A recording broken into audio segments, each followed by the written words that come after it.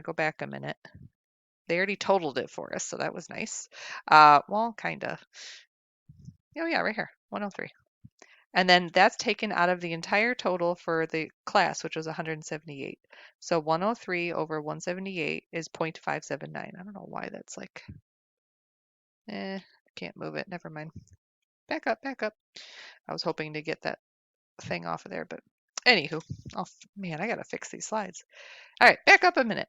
Notice fraction answer, good. Decimal answer, I kind of prefer the decimal answer because that easily converts to a percentage and it means more to me. You know, I look at that and I go 58%. Okay, that means something to me. The fraction means nothing. Now this next question, watch your conjunctions here. This says and. So find the probability of A and B. So when you have a two-way table like this and they want an and question, basically, I go to the chart, the table, I should say, and I pull one piece of data for my numerator. I got to find that data. So it says find the probability that A and B occur. So A is male and B is pierced ear. So where are the males with pierced ears? That would be these 19 dudes right here. So I pull that one number 19 and then I leave it over the whole total. And that's the probability of choosing somebody who is male with a pierced ear. So, and I always think of it as pulling one number off the chart. Boom, there he is. And again, they converted it. Oh, and they want context, of course, because numbers don't mean much in stats.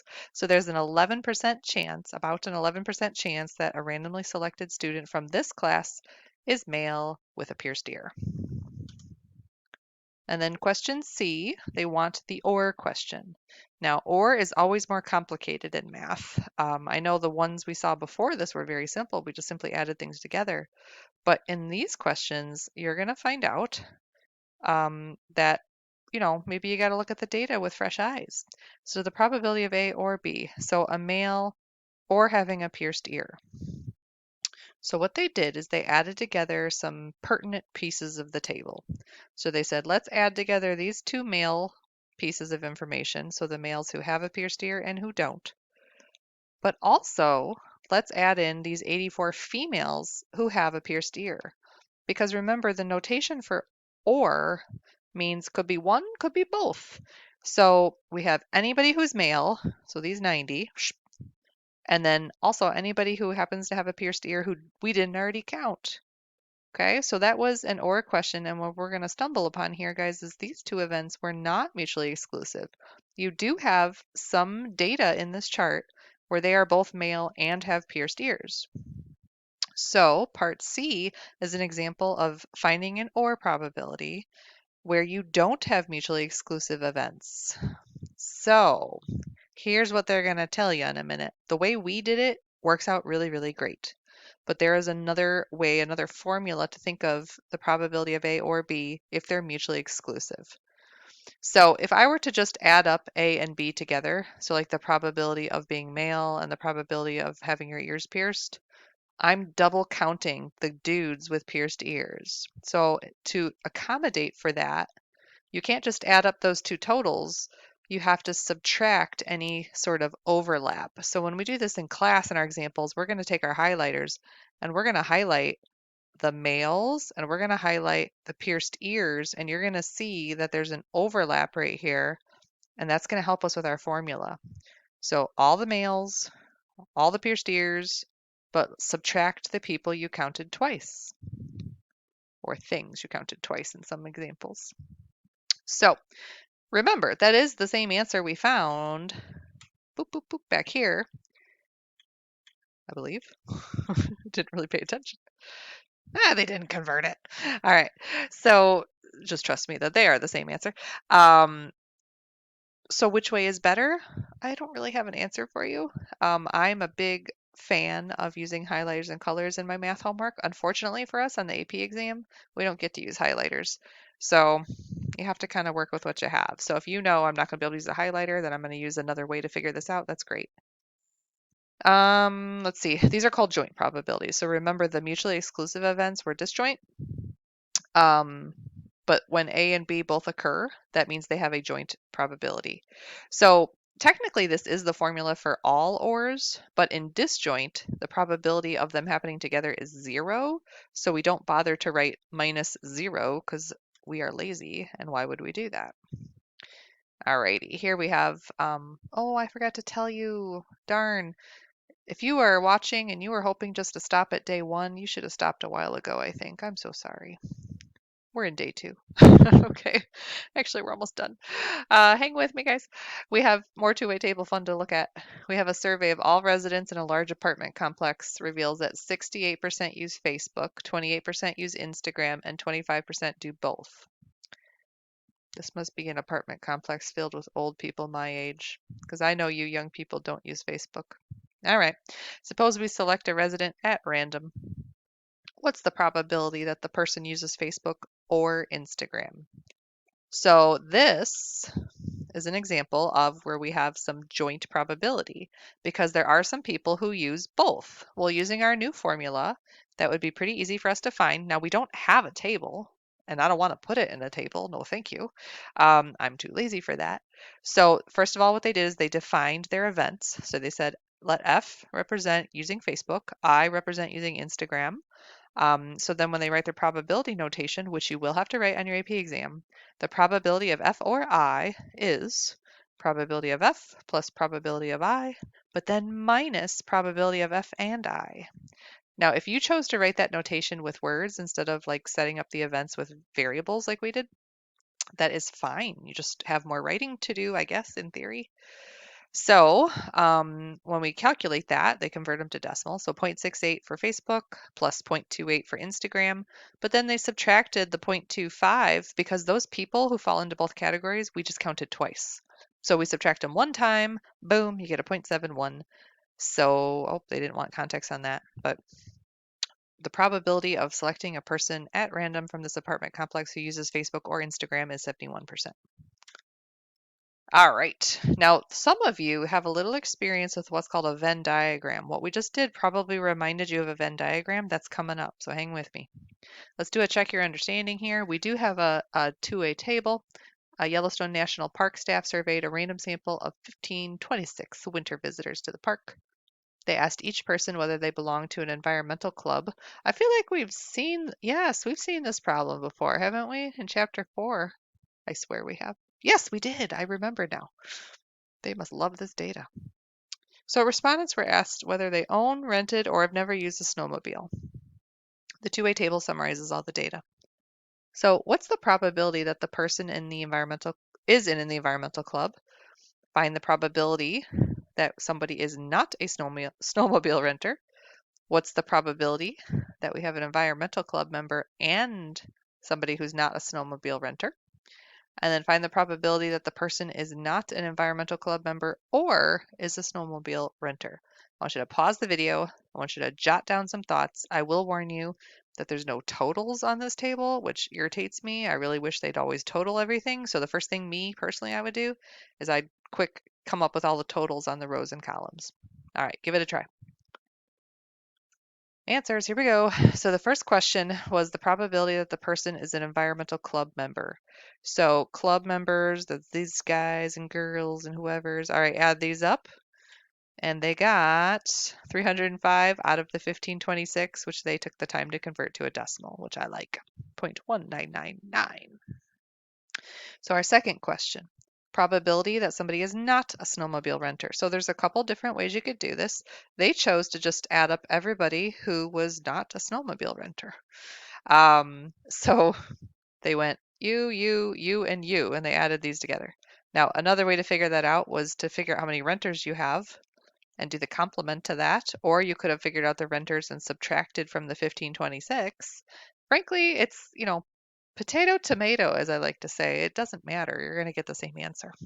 So 970 out of 1526, which comes out to 0.6356. This next question is environmental club member and not a snowmobile renter. Now, this one's a little more confusing because they did weird negative language. Snow. So, environmental club member. So you're only allowed to be looking at my members of the environmental club. That's these people. And then they said not a snowmobile renter. So that'd be these two 12 and these 16. Okay, so these guys plus these guys. I should be able to do that because I'm a math teacher. That's like what, 228 over the 1526. So that comes out to 0.1494. That was a sneaky question. I'm not always the most careful reader, and I kind of misled you guys because earlier I said I always think of and as pulling like one number off the chart. Well, that was confusing on this question because there wasn't one number on the table that had this data. Sorry. Okay, one more question. I think my screen is cutting it off. I'm so sorry. There we go. The probability that a person is not an environmental club member or is a snowmobile uh, mem renter. Hello, renter. So what they did is they just added up everything that like fit the bill.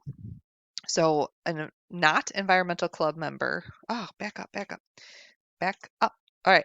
So they added up these three, right here, and then or anybody who is a snowmobile renter. So the only people they haven't counted yet besides these three would be these 77 right here because they already counted these guys. Now, if you went through the mutually exclusive, not mutually exclusive events or formula, where you did like total plus total minus overlap, you still should have got the same answer. It should have came out to 0.8506. So this is one of the lovely mysteries of probability where kids freak out because they're like, I didn't do it that way, but I got the same answer. And then they're worried that they just happened to get the same answer. Probability, there's, we like to call it like the intuitive formula, and then there's like the strict formula. There's a lot of things in probability where if you can really wrap your brain around what's going on and find yourself a shortcut, that's fine. And for some of you, you don't even realize you're doing a shortcut. You're just doing what comes naturally to you. So I kind of referenced this earlier about Venn diagrams. That joint probability question where there was some overlap, I think a lot of kids start thinking about, oh, these are those Venn diagram things where the circles overlap. You're right. That's exactly how a lot of people set these problems up. So a Venn diagram will consist of one or more circles surrounded by a rectangle, and every circle represents an event. The region inside the rectangle is the entire sample space of the chance process. So for that pierced ear question, they would have one circle that represents all of the males. Boom. And no, this is for the male and pierced ear question. The other circle represents pierced ears, but remember how we had an overlap because there were males who had pierced ears. Now, the rectangle is the entire sample space. So what's left in our data here are those four feet. Well, the female were counted over here, right? The female with pierced ears, but then there was four female who didn't have pierced ears. So they're off in the rectangle. They're not in either one of those events. So that was, I'll be honest, that was kind of a confusing Venn diagram to come up with. I don't know that I would have thought of it that way, but whatever. So I think that's a great example of how we could take this two-way table and rewrite it as a Venn diagram. Now, one thing you want to notice is, they very strategically used these colors. So the overlap of, blue and yellow would be green, right? Oh, that's cute. So 71 is this entire nope, it's not.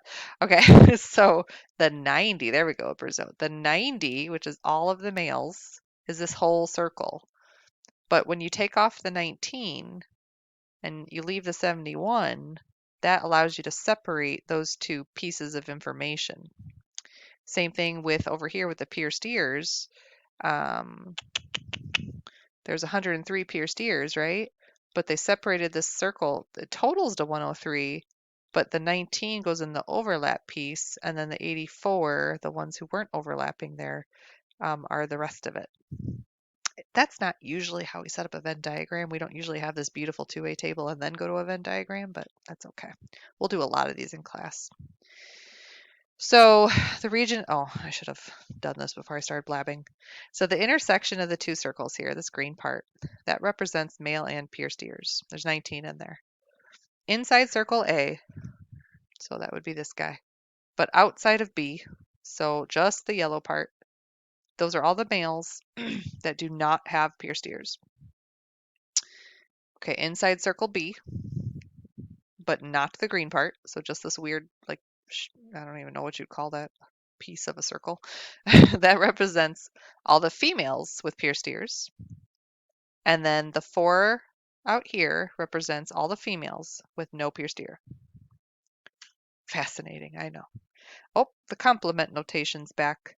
So you'll notice that anything that falls outside of the event circles would be representing the complement. So basically, it's everything left over that you haven't discussed yet in one of those events.